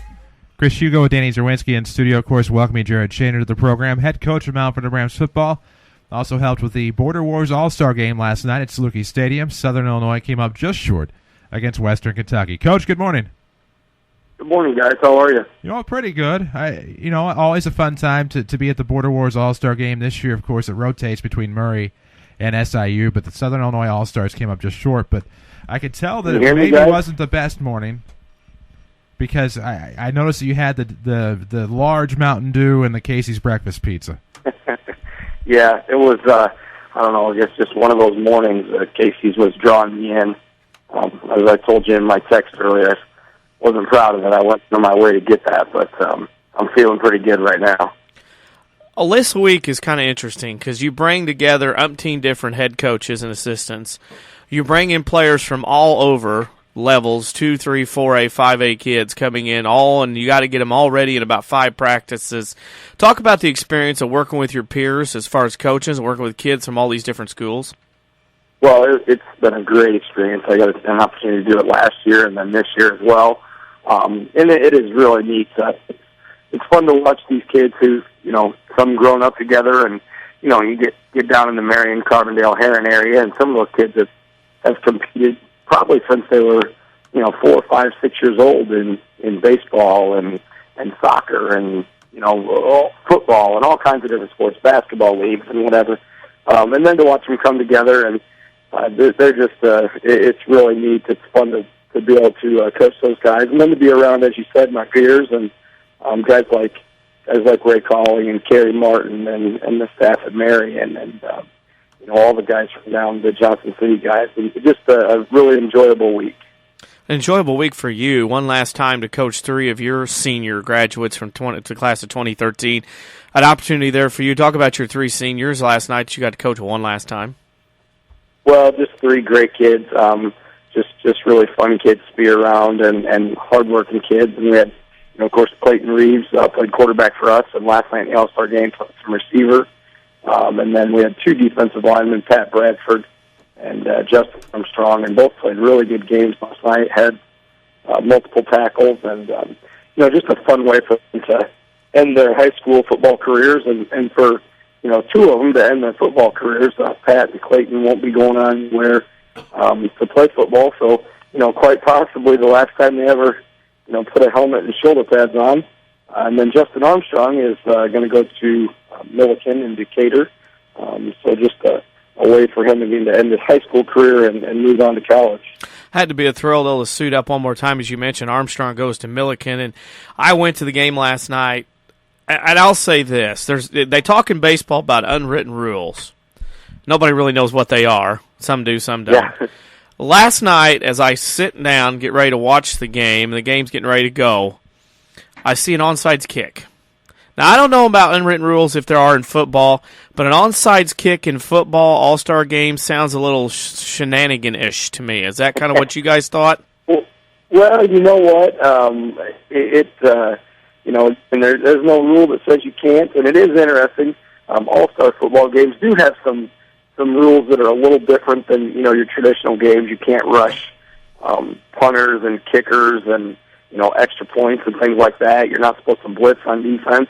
To my knowledge, there's nothing in print about onside kick. And just in the 2 years that I've been involved with it, I'll tell you, from both sides, the Southern Illinois side and the Western Kentucky side, you can see that there's some pride. And it's not it's not like the NFL and the trip down to Hawaii where those guys aren't playing very hard. These kids are out there competing, and I think they just felt like maybe that was a way to get some momentum, and it worked for them. I know that, but it just kind of caught me off guard because, Right. If you can't go rush kickers and punters and you can't try to block things, it would seem to me like the fair, and I'm talking about fair, but it just seemed kind of off the wall, and also throwing late in the game when you're up by a couple, 2, 3, 4 touchdowns. That was kind of off the book as well. Well, yeah, I was tried to kind of figure out what was going on when they threw it late in the game. Kind of looked at the kid they had at quarterback or the kid they were throwing it to, and seeing if they were just trying to get obviously all those kids. Well, I know what was going on there. Is he still there? Hello? Yeah, must not be. We'll try to get Jared Turner back on the program here in just a moment. Of course, you can kind of hear it starting to come out, the wonders of the iPhone. I think he was referring to Jared Lorenzen last night with the lookalike that was quarterbacking. Jared Lorenzen is Western Kentucky, commissioner of the UIFL, an indoor football league. Of course, Missouri Monsters in St. Charles, a part of that league. Right. Of course, we had tickets for them all regular season. But anyhow, you take a look at All-Star games, and you don't see as many in football as you maybe do in baseball and basketball, and of course they're a little bit more difficult to put together and practice for. But I've always loved that game, and I've loved it especially since they made it a Border Wars All-Star game, because they used to have the annual contest every Coal year. Bowl game. Yeah, there you go, at Southern at McAndrew, and then turned it into the alternating site game, Murray State one year, and then of course Southern Illinois the next year. And it's just been a great thing, and I haven't been able to go since the last time I was at Southern, but just a great all-star game, and it's always a good thing to see kids a part of. Yeah, and that was last night. We'll get back into this game. Coach, you ready to go? Is Coach Shannon there? Okay. Now, let's get to the game. They start off with this onside kick, and it kind of goes back and forth for a while. Both teams kind of feeling each other out, but boy, Western Kentucky seemed like they'd been practicing for weeks on end the way they looked last night, especially in the lines. The offensive defensive line really both took over that ball game last night. They did. They played really well. You have to give them credit. They looked like they had their stuff going on, and we came out, pretty sluggish offensively. Had some mistakes and some penalties, a couple turnovers, and they just didn't have any of that. And I will tell you, I don't know, how close you got to come down to the field, but they had some athletes. Not that our kids weren't good athletes, but they had a few kids that we didn't have anybody that looked like them, and I'm sure they were going to some big places to play football next year. I noticed immediately defensively. I think when Southern Illinois had their first possession, and, Ray Colling's offense, I know there wasn't a complete, total Ray Colling offensive book, but when his offense is going, it's very difficult to defend. It's one of those deals, everybody has trouble to do the spread and the pistol. But when their defense came on the field and they were knocking Rashad Campbell around and Diamond Sosaikic around and different kids that we've seen be very successful around here, I thought, whoa, this is not good right here, knocking our guys back like that probably hadn't been tackled a lot over their career in the last couple of years. Well, yeah, you're exactly right. And anybody that follows, football in Southern Illinois and the run that Centralia's had the last couple of years, and just Rashad Campbell and how explosive he is, and he had multiple games where he's 200, 300, 400 yards rushing, and they contained him pretty good just about on every play last night, and they were fast and physical on defense. They got to the ball, and they had a couple linebackers and a couple kids in the secondary that were they were ball hawks. Everywhere the ball was, they had 2 or 3 guys there. Yeah, and the other thing, they get the quick touchdown. They get the 9-yard run. But you guys come back with a nice little run of your own. You went for 2, didn't get it 7-6. But then it was an onslaught. And turnovers played a big factor in the second quarter. A couple interceptions and things like that. With some good field position, a pick 6 included. That kind of was the momentum turner of the ball game, was the turnovers in the second quarter, wasn't it? It was. I felt bad for Matt Brown, the Marion quarterback came in and threw an interception, and truly it wasn't really his fault. We threw a middle screen. It was 3rd and long, and bounced off the guy, and their defensive lineman kind of fell into his lap and went in and scored. And then we had a fumble, I think, and a couple penalties, and just like I said, couldn't get anything going. And they capitalized and pulled away from us there for for a while. Sitting in the stands last night, and I stayed for about 3/4 of the game and stuff, I looked over to my left, and I saw a lot of young kids there, and I saw a lot of future Mount Vernon Rams football players there. Did you have a group come down, or did they all just kind of get together and come down on their own and watch? No, we had a group. We've had workouts going the last couple of weeks, so we've been talking to them about it. Just I think kids want to come down and watch a little football game in June, which you don't get an opportunity to do all the time. We have 3 assistant coaches who drove some of our school vehicles last night. Took kids down, and it's just fun for them to get down there and be excited about football. And after the game, they came down, and most of those kids have played with or know Justin and Pat and Clayton. So they came down and we got some pictures taken, and it's neat as the head coach to just watch that excitement within those kids. And I probably had 4 or 5 of them come up and say, my goal is to play here next year or the year after, or whenever they're going to be seniors. So I think the kids enjoyed it, and unfortunately could have made it a little bit better game, but they got to watch a little football in June, so that's good.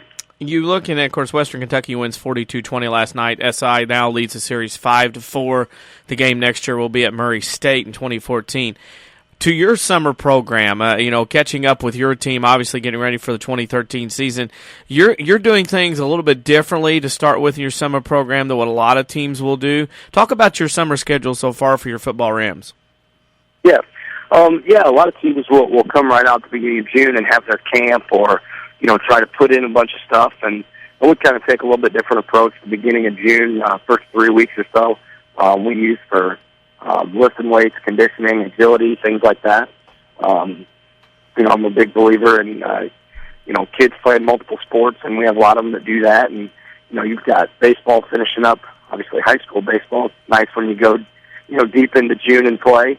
And you've got your summer baseball, and then Scott Gamber and the basketball team is, taking a couple trips early here in June. So try to stay away from doing a whole lot football-wise in terms of our contact days and X's and O's and stuff. And then as we round out June and get into July, we'll start hitting it heavy with, using our 25 contact days, and we're going to go to a team camp at Lindenwood this year. We'll host our own camp and do a couple little 7-on-7s and things like that. 7-on-7, a lot of conditioning. Talk about the numbers that have been coming out so far this summer. Well, it's been great. We've had 2 weeks. We go Monday, Tuesday, Thursday, Friday. Take off on Wednesdays, and I think in the first 2 weeks, the least amount of kids that we've had is are right between 70 and 75, and then we've had a couple days that are up over 85. So it's just a great commitment by the vast majority of our kids so far this summer, and hopefully they'll keep that up. It gets more difficult as it gets hotter and the summer wears on, and you get other things going on, but I feel like we've got a group of kids that wants to improve, wants to get better, and understands that in football it's a little different than some other sports. You get better by going in and making yourself sick in the weight room by how hard you're working and conditioning. And I always tell the kids, basketball, heck, I enjoy going into the gym and shooting around a little bit. That's fun to try to improve. But in football, there's a lot of it that you're not even touching a football for. So that's pretty difficult. It takes a special kid to do that. Is there any kind of, like, the juices get flown this week of coaching? As that kind of, I know you're excited all the time about football, but does that kind of give you a little bit more of the edge and more excitement to get ready for the upcoming season when you had coach this week? Oh, absolutely. We started practice for the All-Star game last Sunday night, and then to culminate last night, and just obviously those are some good athletes and some good football players on both sides of the ball. But you get excited when that first big hit, big hit of the game, or kids making plays on the ball, or just we had a little running back from DuQuoin last night that just ran real hard and bounced off a couple tackles, and it gets you thinking and gets you excited for the rest of the summer and on into the season. Well, and of course, before we can get to the season, still plenty of summer to be had. Rams baseball just wrapped up. The theme to the postseason was #Juiced, as far as Twitter is concerned, which leads us to our WMIX Sports social media question of the week. What is your favorite juice? Favorite juice? If we're talking strictly juices, I'd have to say orange juice. You like pulp? No pulp? High pulp. Really? You're a pulp guy, Shaner? You're kidding. Pulp guy. We have to buy multiple kinds. We have I've got several kids, and all of them like different ones. So we've got like no pulp, medium pulp, high pulp. The fridge has all kinds of them. Which kid's the no pulp? No pulp would be Tyler, I think. My new favorite. I think Tyler's the no pulp.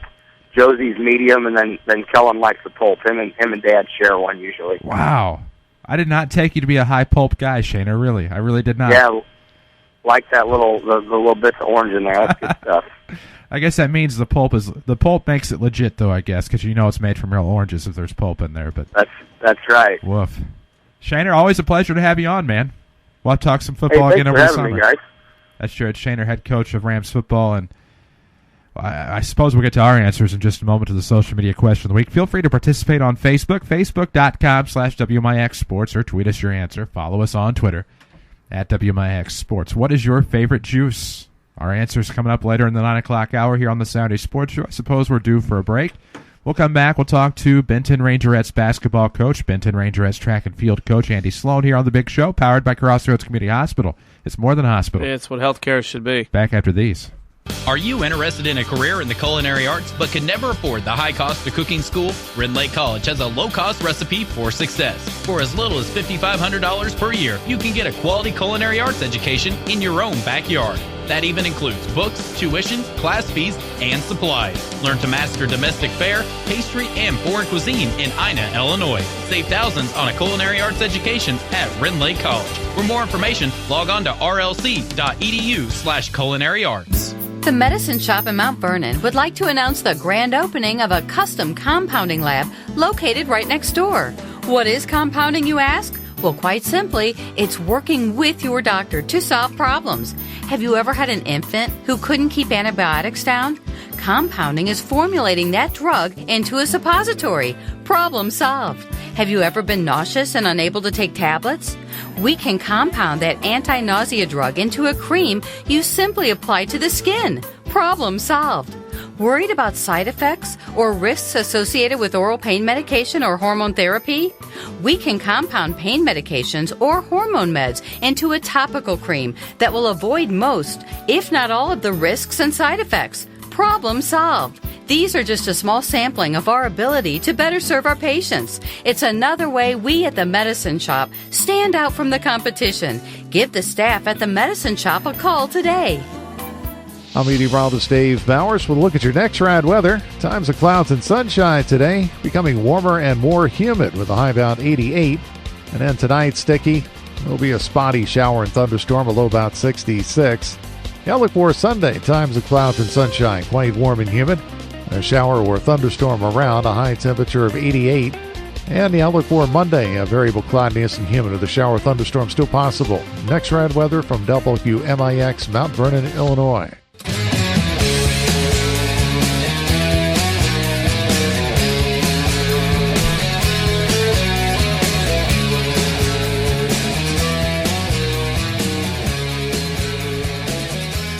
And we welcome you back to the Saturday Sports Show, WMIX and WMIXSports.com. It's powered by Crossroads Community Hospital. It's more than a hospital. It's what healthcare should be. Glad to have you with us. Follow us on Twitter at WMIX Sports. Our next guest, known as @Benton Track on the Twitterverse, follows us. You should too. Andy Sloan joins us now, head coach of Benton Rangerettes basketball, as well as track and field. Sloan, good morning.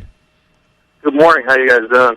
I can't complain. It wouldn't do any good if I tried, I guess, to borrow the tired cliche, but all in all, busy times coming up for you. Of course, not only are you involved with a very successful track and field program, you're doing great things with Rangerettes basketball, and of course, it's summer basketball time for the Rangerettes. You know, we started off there the very end of May, and this year we've done something a little bit different than we did last year. We have our own league Monday nights in June, and it's keeping us pretty busy. Along with that, we're playing in a couple tournaments. We've been to Massac and West Frankfort. We'll go to Hamilton County this week. So we've stayed pretty busy, and we'll continue to do so throughout the month of June. What have you gotten yourself into? You have a high school summer league? Is that what I've been hearing around the world? Yeah, you know, Danny, in February, it really sounded like a good idea. And the closer it got to June, the more and more I was thinking twice about what I got myself into. But I tell you what, you know, last year we went to Belleville, and it was a great league that we went to over there. But going every Monday night was just kind of rough on me, and I think a little rough on the kids. So we decided to do something a little bit different, and what we have is we've got 8 or 9 schools, Johnson City, Cester, Hamilton County, Benton, Mount Vernon, Marion, Massac County. I'm leaving somebody out there, a team or two. But anyway, we're coming in on Monday evenings, and all games are officiated. And we play on both courts in Rich Herring Gym and also in the East Gym. And we have 3 JV teams also playing. So it's turned out to be pretty good, keeping me busy. I'm doing some driver's ed along with basketball, so Mondays are real tough on me. But, all in all, I think it's been pretty good for everybody involved. I haven't had too many complaints, so that's always a good thing. When you look at the teams you mentioned and you throw out some different level schools, it's nice for those schools to see somebody different. Do you set up how's your schedule set up? Is it kind of just met through during the week, or do you have something set up already, or everybody plays everybody and kind of gets a good mix of what all the teams there? Yeah, we set it up to where everybody played everybody, or we try to do so. Now, Massac and Mount Vernon are just coming up for these last 2 weeks, so their schedule's a little bit different, but the other 6 or 7 schools have been there, will be there all 4. So for the most part, you play just randomly everybody. There is a few teams there, I think in the last week, that maybe play a team that they played in the first week. The logistics of it was a lot tougher than I thought. I sat down with Coach Weinmiller, we started looking at that thing, and I thought I had everything set. And as far as the games, I'd look back, and I'd have a team playing back-to-back or a team playing once in a night instead of twice. So you get 2 games each night. And finally, we figured it out as best we could. And, I think it's, like I said, I think it's been beneficial. And, having the referees there is definitely a good thing. They're getting some work, and the kids are hopefully not picking up some bad habits over the summer. So all in all, it's been a pretty good thing for us. You balance girls basketball along with driver's ed and track. Do you do anything in the off season along with track, or is that basically just a workout deal where they got to go do their own thing? Well, in the past we've done a speed camp. When I took the basketball over last year, it just kind of became too much. In the future, when you do something, and we never had a ton of kids at the speed camp, but we always had a good turnout. And, when I quit doing it, I didn't think anybody would say anything. And this summer I've had several people inquire about it, and maybe it's something we'll start up again. But until I can learn how to juggle all the things that I'm doing a little better, it's just personally just a little too much for me right now. And hopefully it doesn't mean the track side of things will decline. But so my track kids, some of them are involved with cross country, so they'll start training pretty soon. And there are a few of them that do some stuff on their own, and then you have those kids that are in basketball and volleyball, so that's going to take up most of their summer anyway. So, track right now is just kind of more of an individual thing as far as the summer goes. Do you, at Benton, I know on the boys' side we talk a lot with Coach Weinmiller, Coach Blondie, and Coach Clodfelder. On the girls' side of things, sharing athletes with the different sports, how do you guys go about that on the girls' side of Benton High School? Mainly it's with volleyball and Coach Phelps, and he and I have been able to work pretty good together. What we do is, for the summer, I have the girls on Monday, Wednesday, and he takes them on Tuesday, Thursday.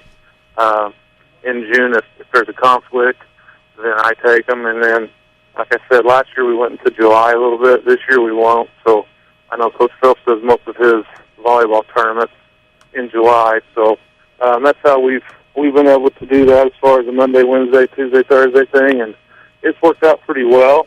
And, because there are a lot of kids that double up that are volleyball and basketball players, and if I had to go play a tournament without the volleyball kids, or if he had to do so without the basketball kids, I think I'd have a much different team than what I have. Well, final question. We want to know you're busy and got stuff going on, and you know how it is. We have our social media question of the week, and this week's question is, what is your favorite juice to drink? High C. Which flavor High C? Fruit punch. Fruit punch, there's 2 different kinds. There's we learned this last week with Rams baseball, because the tradition became before every championship-style game, they'd give us Danny and I each a juice box. There's like some sort of regular fruit punch, and then there's like a torrential tropical punch.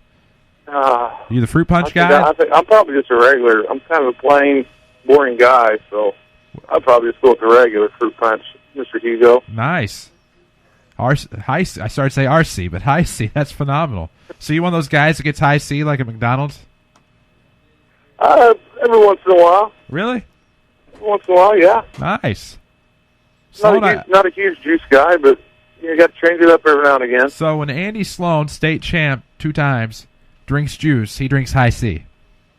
You got it. That's outstanding. Not only that, you're a good private investigator as well, Andy. Thank you for taking the time to join us today, and I can't wait to catch up sometime soon. Thanks a lot, guys. I enjoyed being on the show, and thanks for all you do for Southern Illinois sports. Thank you. That's Coach Andy Sloan, of course, the Benton Rangerettes track and field state champion 2 times. 20-win season this past year at the helm of the girls basketball team, and always just does a great job, usually with anything he touches, and of course, good PI as well.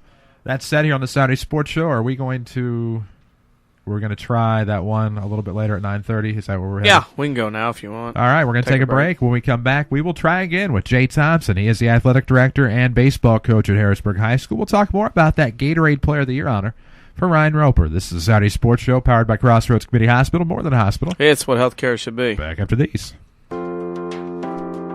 Hi, this is Joe David Cummins, president of Community First Bank, asking why you bank with Community First Bank. Is it knowing your deposits are also vital to home loans in Jefferson County and our local economy? Is it having your choice of convenient locations and ATMs? Is it seeing a staff of friendly faces you recognize as your neighbors? These are all reasons enough to count, though you only need one, and we are honored you chose us. Community First Bank, welcome back to personal banking. Member FDIC.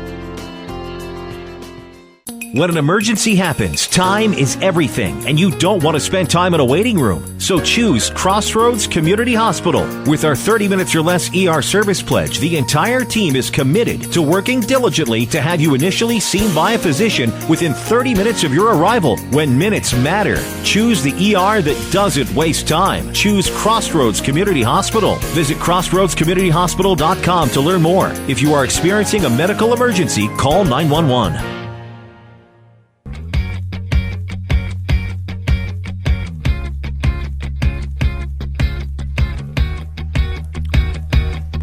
Saturday Sports Show brought to you by Crossroads Community Hospital. It's more than a hospital. It's what healthcare should be. Denny Zerwinski here. And joining us now is a guy who's gotten to coach a lot of baseball talent over the years at Harrisburg High School. Veteran baseball guru Jay Thompson, the head coach of the Harrisburg Bulldogs, joining us now. Coach, how are you this morning?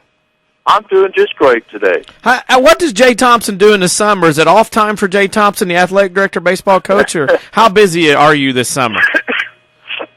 Well, the AD stuff keeps me pretty busy, but last week I worked at Illinois camp, and I got home for a couple of days, and I'm going to meet some kids out to hit today. We did that yesterday, and then tomorrow I'll go back to Champaign for 2 days, and then I go into Chicago for a week and coach a team up there, and then I'm going to Atlanta for a week, and then I got to go back to Chicago in July to coach some more baseball. So, yeah, it really doesn't slow down too much, just different kids. Different kids and all the same. And a kid this year for you, you've coached this young man, his brother, for many years now. I think it's 6 total have these kids in your program. Was a guy by the name of Ryan Roper, who was the Illinois High School Gatorade Player of the Year. That doesn't happen very often where a guy from Southern Illinois gets that honor, does it? I don't think any Southern Illinois kid has ever received this award. You know, this Gatorade is probably the major sponsoring organization for high school and college sports, for that matter.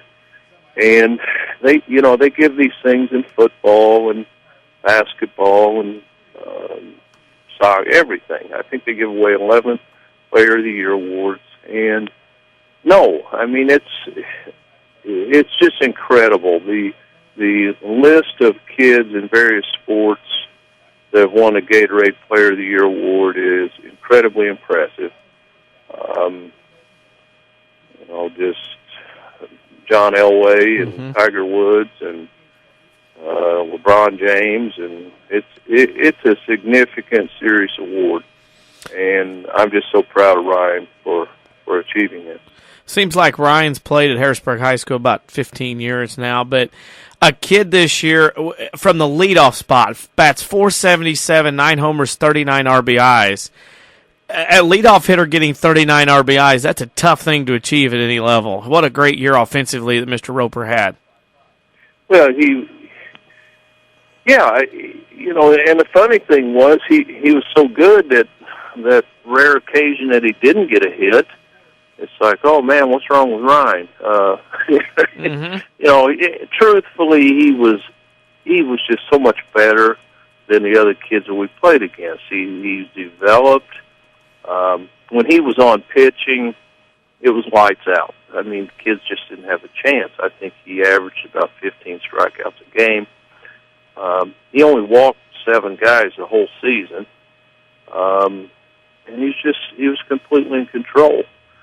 But, the thing that's really neat about it for me is that I've known the kid since he was maybe 3 years old. They're family friends, and we used to go on vacation together and stuff. And I watched him grow up, and just a tough little kid. I've watched him mature into a very spiritual, religious young man. He was probably the best liked boy at our school. He's a star in basketball. He's a star in football. Of course, baseball is his best thing. But the thing that I admire is that this did not come just through talent. Not only was he our best player by far, and the best player in this area by far, but I'd venture to say he was the hardest working player in this area.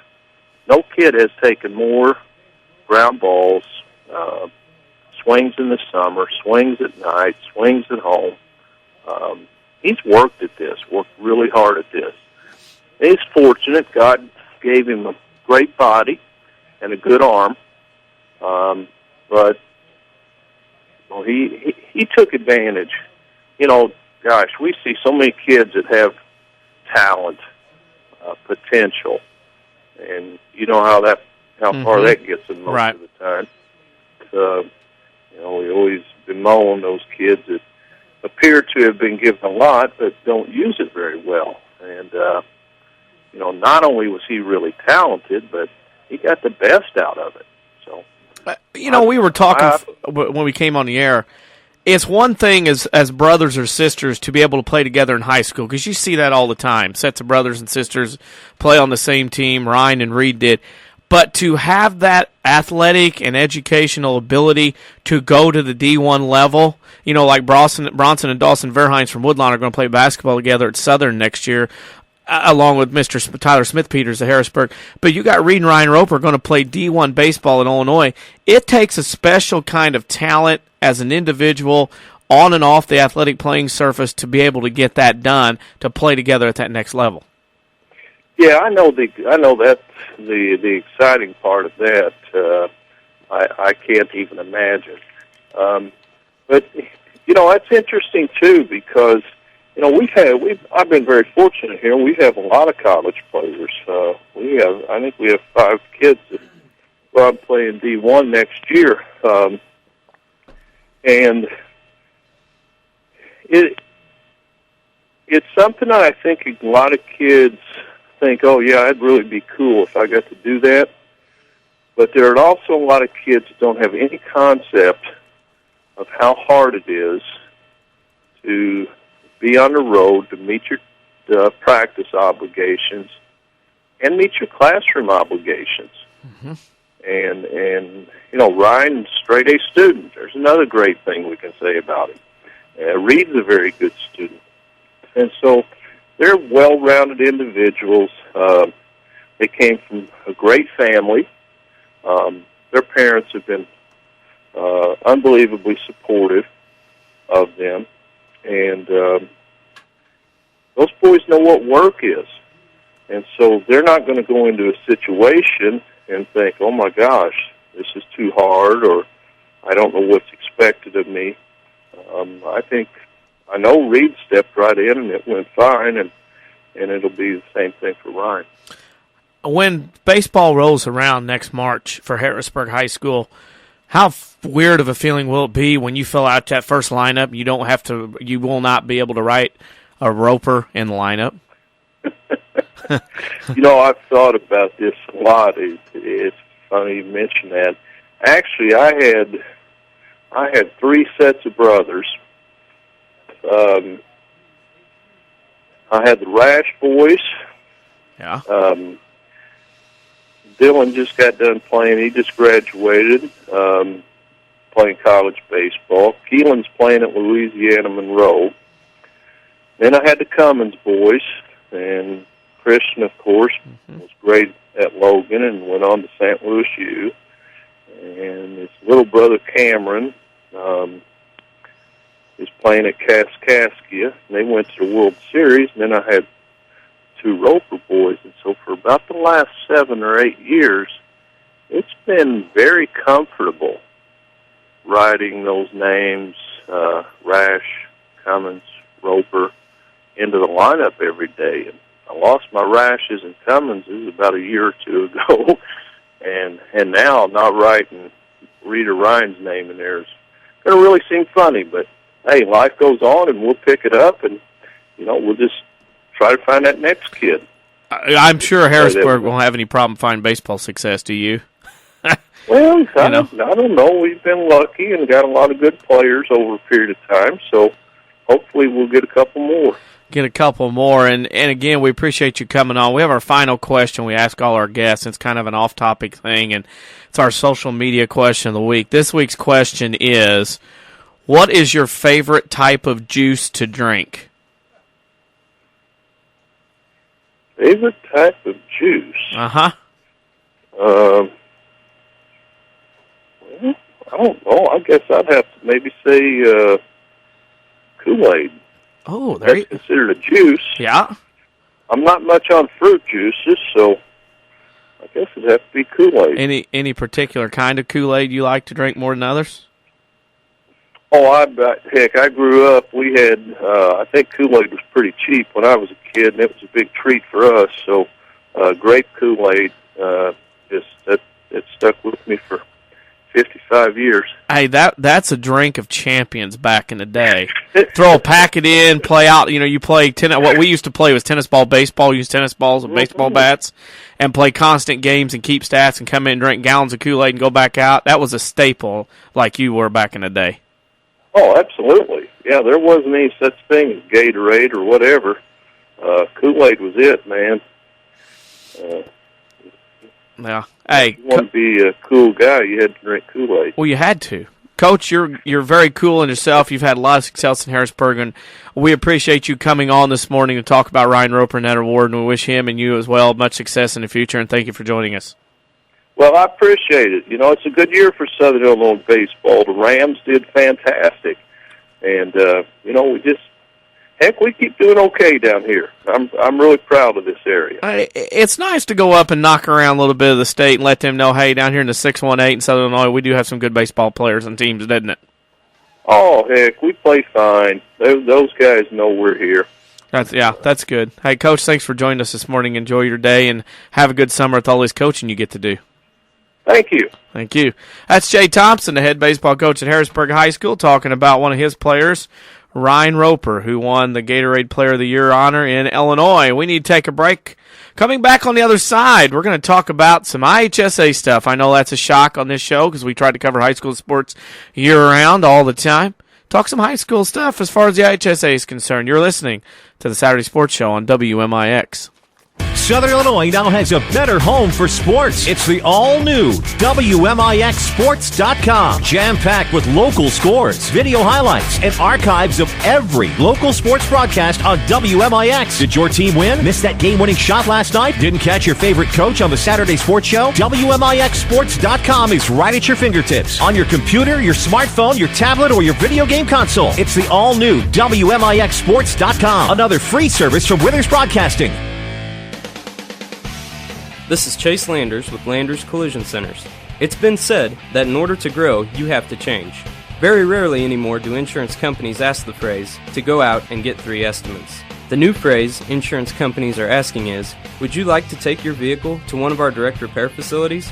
This is a way for your insurance company and collision repair center to help relieve the stress you may have from your unfortunate incident. And, as Landers Collision Centers has adapted to this forever-changing industry, we are extremely happy to announce that we are a direct repair facility for over 10 different insurance companies. It's likely that one of them is yours. From dealing with your insurance company, setting you up with a rental vehicle, lifetime warranty on repairs, and of course, Landers free lifetime detailing for qualified customers, Landers Collision Centers literally takes the stress from your incident and turns it back into a shiny new ride for you to enjoy again. Landers is here for you whenever you need us. Big or small, Landers fixes them all. 1-888-LANDERS. That's 1-888-LANDERS.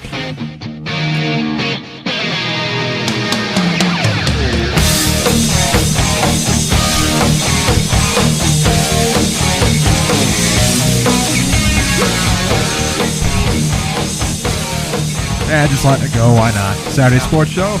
Crossroads Community Hospital. It's more than a hospital. Hey, it's what healthcare should be. Sponsored by, of course, as we say that in a Yoda-like fashion. But glad to have you with us to wrap up the show. Of course, the WMIX Sports social media question of the week. What is your favorite juice to drink? A lot of answers on Facebook and Twitter already. Facebook.com/WMIX Sports. On a Twitterverse as well. At WMIX Sports. Kind of a novel concept. My favorite juice... I actually have a couple. What's your favorite juice? Varies. Kool-Aid was one. It's hard to beat Kool-Aid in the summer. Is Kool-Aid technically a juice, though? I call it a juice. Well, if you count as a juice, then it counts as a juice. Avery, turn around. If Jay Thompson counts as a Kool-Aid, then that Jay counts. Thompson says Kool-Aid? Then that's... What's your favorite Kool-Aid flavor, then? I've seen various flavors in your... I've seen orange in your house sometimes, too. I've gotten away from Kool-Aid. I'm more into the tea now, the Arnold Palmer tea and things of that nature, but mine was lime Kool-Aid. I love the green Kool-Aid. The worst Kool-Aid flavor ever, and Kool-Aid's not my answer, was Charcoalberry Thin back in about 90, 91. You can't sit there and go into different flavors and whatnot. It's just... go plain kind of colors. There was one that used to crackle around 4th of July back in 91 or 92. It used to make sounds. Yes. It was like a cherry flavor or something. I didn't like it. But I just like the noise. Favorite juice for me, there's a couple. I'm a Concord grape juice sort of guy. But sometimes I do like orange juice with no pulp whatsoever. If I see pulp, I freak out. So anytime we stay in a hotel, I have to use my teeth as a kind of like, what's that called, a colander? Yep. So that the pulp doesn't. I'm not a pulp guy either. I just there's a gag reflex, a texture issue that for me. But my absolute favorite juice right now is cran grape. Has to be 100% cran grape. And the reason I say that is because I still get my grape juice, but then I have the cranberry juice that makes me feel like I'm doing something right for my kidneys. Right. You know what I mean? Right. It's like I'm being healthy or something. Kind of like when you go to... There's a certain fast food restaurant Jeff Lund and I like to joke about that when you go there, you kind of feel like you're doing something right for your body. They're famous for roast beef. But it's just one of those things. But that's my favorite juice. We encourage you to participate in the discussion on Twitter or Facebook. It's our social media question of the week. What is your favorite juice? Had a lot of great answers today. Of course, Jared Shaner, orange juice. Loves the pulp. Ooh. How about Andy Sloan in High C? Yeah. Like he's a Rams baseball player or something. Of course, Rams brought out more than just the High C for the state finals run, though. There were some Kool-Aid Coolers. There were some Kool-Aid Jammers. A lot of some pouches. I didn't see any Capri Sun, though. Market share must be going down for Capri Sun. Apple cider's been thrown out. Yeah, because Diet Coke's not a juice. Diet Coke is not a juice. I guess we would take Diet Coke with like a lime. Indian Summer apple juice has been thrown out. Now we're getting a specific brand. Oh, yes. Yeah, whatever, yeah. And we're getting a grape juice. That's gotta be Chip Jameson. Snoop Doggy Dogg does not count. A lot of people, I'm telling you what, I'm shocked with orange juice with pulp. I mean, that's amazing. I always thought it was communist to have orange juice with pulp, but maybe not. Ugh. I can't do it. I'm gagging now just thinking about it. Well, I could do light pulp, but it's like when you go to stay in a hotel and you have that continental breakfast the next day, and like we just had a marketing workshop this entire week somewhere at an undisclosed location. Secret, yeah. And like their orange juice had a little bit of pulp, but thankfully when I poured it out, it was in the bottom of my glass, so I was able to ignore it. But there's some hospitals. Well, pulp makes me want to go to the hospital, have my stomach pumped, but some hotels, motels, Holiday Inns, you know. That's a rap lyric, I think. But getting away from sports. But pulp's bad for me. I don't like pulp. I respect the people who do. Nothing wrong with that, even though there is. No, nothing wrong with that at all. So, Well, that said, we'll use a break real quick to kind of reset things and get back to our tempo here on the Saturday Sports. We'll talk some more sports after the break. Brought to you by Crossroads Community Hospital. It's more than a hospital. It's what healthcare should be. Back after these. We hope. When an emergency happens, time is everything, and you don't want to spend time in a waiting room. So choose Crossroads Community Hospital. With our 30 minutes or less ER service pledge, the entire team is committed to working diligently to have you initially seen by a physician within 30 minutes of your arrival. When minutes matter, choose the ER that doesn't waste time. Choose Crossroads Community Hospital. Visit crossroadscommunityhospital.com to learn more. If you are experiencing a medical emergency, call 911. America is a nation on wheels. Everyone has at least one automobile. We use them for shopping, work, everything we do. But they can be a threat. Some accidents can't be prevented. Your professional Pekin Insurance Agency, Page Insurance on Crownview and Mount Vernon, can help protect you from a large financial loss when an accident happens. Call Page Insurance today at 242-7000 about low-cost auto insurance from Pekin Insurance. Ask them about the many money-saving discounts that are available. Depend on your hometown professionals. Pekin Insurance. I'm meteorologist Dave Bowers. We'll look at your next rad weather. Times of clouds and sunshine today, becoming warmer and more humid with a high about 88. And then tonight, sticky. There'll be a spotty shower and thunderstorm, a low about 66. The outlook for Sunday, times of clouds and sunshine, quite warm and humid. A shower or thunderstorm around, a high temperature of 88. And the outlook for Monday, a variable cloudiness and humid with a shower thunderstorm still possible. Next rad weather from WMIX, Mount Vernon, Illinois.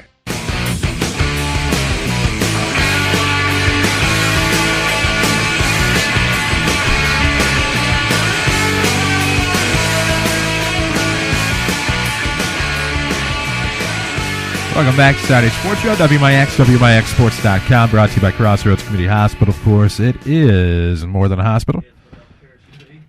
Would have helped if we had the mic on there, Avery Barton. Good work, buddy. It's more than a hospital. It's what healthcare should be. There we go. My man. Yes, in the text message, I did quote Rapper's Delight earlier, and it was not entirely intentional. But anyhow, we welcome you back. We're glad to have you with us, of course. WMIX Sports social media question of the week is, what is your favorite juice to drink? We've had a myriad answers. Expect plenty more, of course, over the weekend. We'll keep that going over the summer, of course, because sports do not take the summer off, which is why we are here on a beautiful June Saturday morning. Should be a muggy evening tonight, of course, for those of you who might be headed out to the Wren Lake Days at Cesar Homecoming tonight, as amongst many other events civically going on in Southern Illinois today across the region. Of course, our listening area right now, very, very expansive, and worldwide at WMIXsports.com. But anyhow, IHSA, it's kind of like you're tinkering with something. Maybe it's your creation. Maybe it's like when you're trying to cut hair or something. You just kind of keep trimming and trimming and trimming until eventually you have nothing left.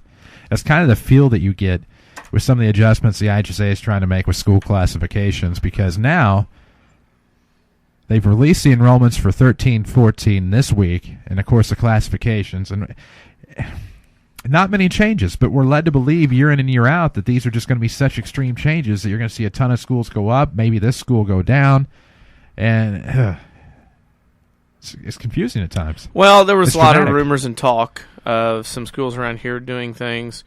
One that I think will be a player on the boys' side, let's see, Jabot baseball will go up to 2A with their state championship.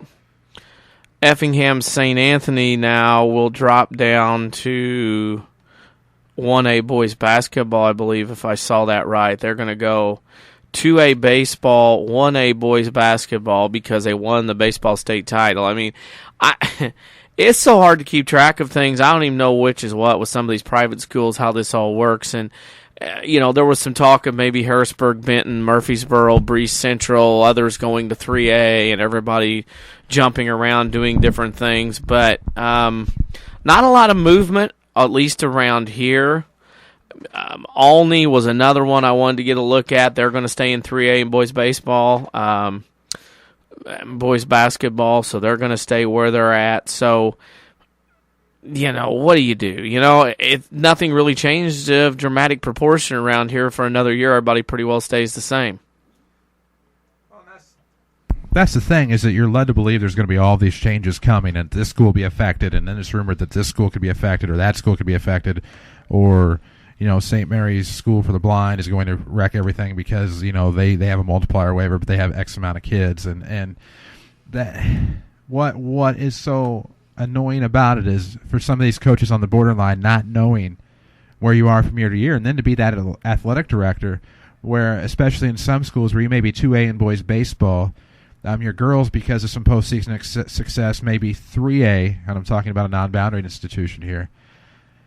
And then it's chaotic because how do you schedule? And you're going to have to put a lot more focus into various schedules for various sports if you're on that borderline. And another school I think of Benton, 3A in girls volleyball, but then 2A across the board and everything else. And that's... with a rumor and possibly being 3A year in and year out now in boys basketball, depending upon how many kids come in. And if you get a large class from Benton Middle School, or should Ewing Northern end up having somewhat of an increase in enrollment, not knowing where you're going to be from year to year, I cannot imagine what that would be like for a coach and or athletic director. 597 was the cutoff this year. So, school standard at 597 mark in both boys basketball and girls basketball. Again, you have to balance that delicate little needle of being everywhere. And then, what a lot of people struggle with is, well, if you're a private school and do this, and you get this far, or you win this state title, or you get here, you move, there's so much stuff that goes on in the, Jabot and St. Anthony and Belleville Altoff got to the state title in 2A, so now they won't be back in 2A. And, so many things like that going on. Joliet Catholic wins a 3A state title, so they're probably going to go up in baseball now next year. And, it's just so much stuff that goes on. It really gets tiring of having to deal with it because there's so many ways to look at things, and it's got to be frustrating as an AD that it comes out at the end of every academic athletic school year for the IHSA right at the end where it's too late to schedule games. Well, and it is, and then you look at kind of like the bubble, and you see teams that bump up, and, you look at Benton and Murfreesboro, the Ohio division of the River to River. 597, I think he said, the cutoff in boys basketball. So, Benton's just 6 students shy. Murphy is 5 of being 3A in boys basketball. Of course, Massac County will stay in 3A as they're about 23 above the limit. But it's like, wow, just having to imagine how difficult that would be to have to deal with that. Yep. And, when you look at, maybe a Burbank Queen of Peace, without the multiplier, they're just in a 2A in boys basketball, or the Noble Street Charter Golder in Chicago. Yeah. I can't imagine that they have the multiplier. But if those two did, they're at 983 and 985. So, really, they don't impact anything as far as 2 schools advancing up. But it's just crazy to think that, Benton and Murfreesboro, if you were to look at, the first 4 in, first 4 out, if you're to use bracketology terms, of course, like they do around tournament time for March Madness, your first 4 out of 3A are Murphy, Benton, Stillman Valley, and a school that probably nobody's ever heard of in Chicago.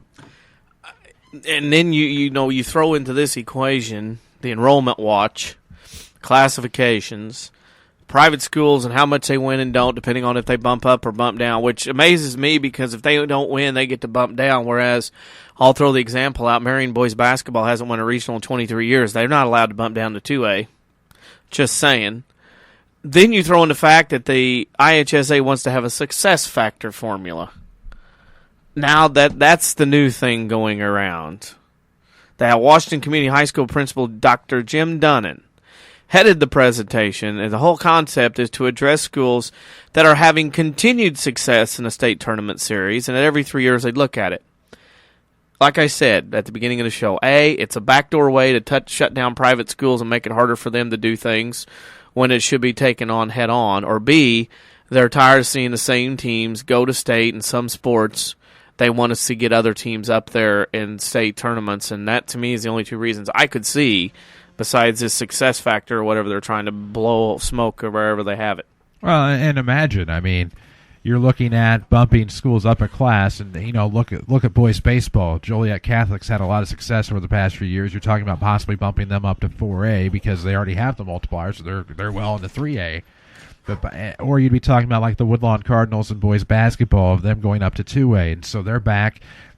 Which not only that defeated the purpose of the original class expansion anyway, and so these schools that we told you about years ago that when class expansion happened, look out for them, just because they're successful. I mean, why? Why continue to do this? And if you're telling me that you're going to try it locally, we're going to talk about the Woodlawn Cardinals because that's the most logical topic to discuss in terms of 1A boys basketball up to 2A.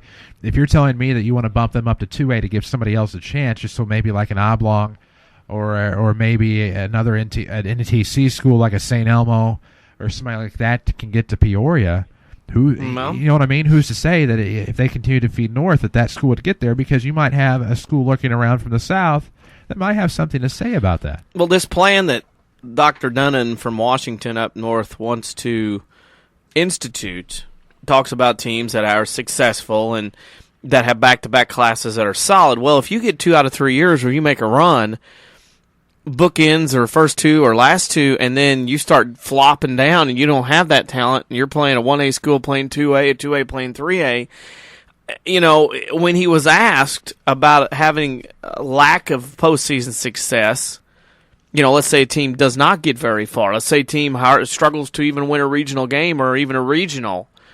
What does that mean? And then he said, well, I haven't thought about that. He said, that's an interesting concept. Maybe that's something they need to be looked at. Well, to me, it sounds like with everything goes on in this, somebody somewhere's got a team that beats somebody's team, so they're trying to figure out a way to get around it so they can get their school to state. That's what it sounds like to me, and like I said earlier in the show, there's not an AD, administrator, or coach I've talked to yet this week since this came out where anybody likes this idea at all whatsoever. Because, it's like this. It tells a coach, you can't win but maybe 1 every 3 years because you don't want to win 2 of 3 years because then you get bumped up. Well, and that's the crazy thing about it is you may have had a good class at a nice 4-year run. You can't penalize the next 4 years of kids, right? Or however long you're wanting to do it. And Washington, of course, public school. It's a community just around the Peoria suburban area. If you want to call Peoria a town community worthy of suburbs, it is a large city, I suppose. But if Peoria Manual's dominating and you're trying to beat them or trying to get past them, or other schools they may have to go through would be maybe like the Morton Potters or something. If it's something like that, beat them. Work harder. Get better. Them. This whole mentality of everybody needs a trophy, everybody needs to do well, everybody needs to do...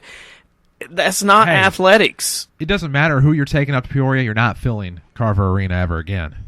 And it's not because of 4 classes entirely, and we're not blaming that. It's been a great, great thing, and I've loved every minute of it. There's other factors that are not helping that, and I think they're tired of the same teams getting there. And they didn't think they didn't foresee that 6 years ago when the 4 class started. And it doesn't matter how many classes you have, you're always going to have dominant programs in every class you're going to see up there frequently just because that's how it works. Mm-hmm. Because success breeds success, winning breeds winning, and that's how things work out. Of course, this is normally where we would promote our local sports broadcast for the week, but we actually, surprisingly, outside the Saturday Sports Show, done with our local broadcast for the summer. It's been a great run, a great ride. We appreciate you for tuning in all along the way, and we hope you'll come back with us next week. You're on the Saturday Sports Show right after the 8 o'clock news every week here on WMIX and WMIXsports.com. This is WMIX Mount Vernon, CNN News, or make that NBC News now.